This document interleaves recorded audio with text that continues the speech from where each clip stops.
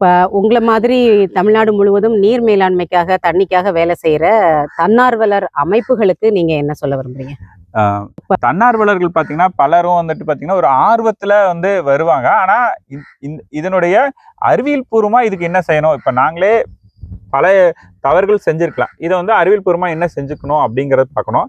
அதே போல இந்த ஆர்வலர்களுக்குள்ள இருக்கிற பிரச்சனை என்னன்னா, நாம ஒரு தகவல் திரட்டணும்னா இது யாருக்கும் தெரியப்படுத்தாம மறைமுகமா வச்சுக்கிறது அப்படிங்கிற ஒரு சூழல் இருக்கு. அது கிடையாது. இது வந்து நம்ம ஒரு கார்ப்பரேட் கிடையாது. நம்ம காப்பிரைட் வாங்கி வைக்கிறதுக்கு. நாம இங்க எல்லாமே பொது ஜனங்களுக்காக, பொது சொத்தை பாதுகாக்கிறதுக்காக வேலை செய்யறோம். அதனால நாமளும் கொஞ்சம் திறந்த நிலையில் இருக்கணும். நாம என்ன தகவல் என்கிட்ட இருக்குதோ அதை திறந்த வெளியில எனக்கு ஒரு இணையத்திலேயோ இல்ல என்கிட்ட யார் கேட்டாலும் கொடுக்குற மாதிரி இருக்கணும்.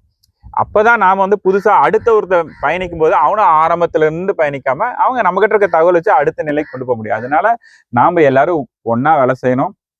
தனித்தனியா இருந்தாலும் நம்மளுக்குள்ள ஒரு கூட்டு, நம்ம எல்லாருமே இயற்கையோட குழந்தைகள், இயற்கையோட ஒரு அங்கம். அதனால நாம் வந்து இந்த இயற்கையை பாதுகாக்கிறதுல ஒன்னா சேர்ந்துதான் வேலை செய்யணும். அதனால எல்லாரும் ஒன்றா சேர்ந்து வேலை செய்யணும். தகவல்களை பகிர்ந்துக்கணும். நம்ம கூடி கூடி பேசணும். நம்ம கிட்ட இருக்கிற அறிவியல் பூர்வமான தகவல், நம்மளோட நான் இவ்வளோ வருஷம் கத்துக்கிட்ட விஷயத்த உங்ககிட்ட சொல்லணும், நீங்க கத்துக்கிட்ட விஷயம் எங்கிட்ட சொல்லணும், நாம 2 பேரும் சேர்ந்து இன்னொரு 4 பேருக்கு சொல்லணும். இந்த மாதிரி நம்ம ஒரு கூடுகை வந்து இந்த மாதிரி நம்ம அப்பப்ப வச்சு நம்ம வந்து நம்ம கிட்ட இருக்க விஷயத்த நம்ம பொதுமக்களுக்கும், அரசு துறைகளுக்கும், ஊடகங்களுக்கும் கொண்டு போகணும். அப்ப நம்ம ஏதாவது தவறு செஞ்சா கூட ஊடகங்கள் வந்து நீங்க செஞ்ச தவறு அப்படின்னு யாராவது ஒருத்தர் சொல்லுவாங்க.